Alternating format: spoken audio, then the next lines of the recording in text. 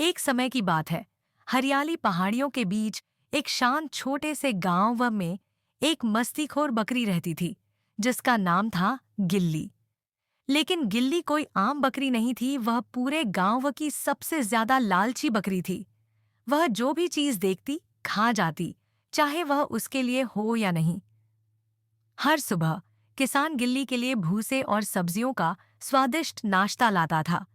लेकिन गिल्ली वहीं नहीं रुकती। जैसे ही किसान मुड़कर जाता, गिल्ली अपने बाड़े से चुपचाप निकल जाती और कुछ खाने की खोज में निकल पड़ती। एक दिन धूप खिली हुई थी। गिल्ली ने किसान के घर के पास एक टोकरी में सेब देखे। वाह, कितने स्वादिष्ट लग रहे हैं, उसने कहा और सारे सेब खा गई।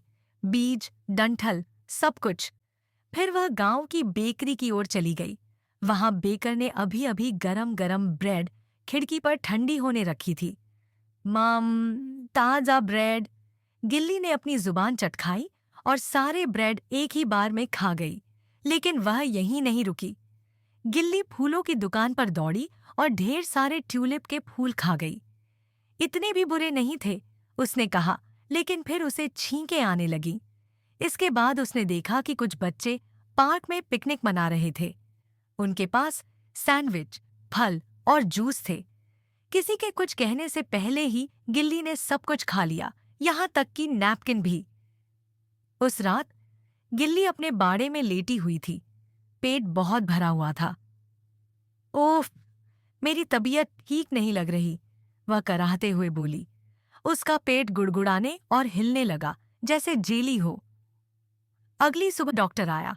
उसने गिल्ली का पेट सहलाया और कहा, तुमने बहुत ज्यादा खा लिया है गिल्ली।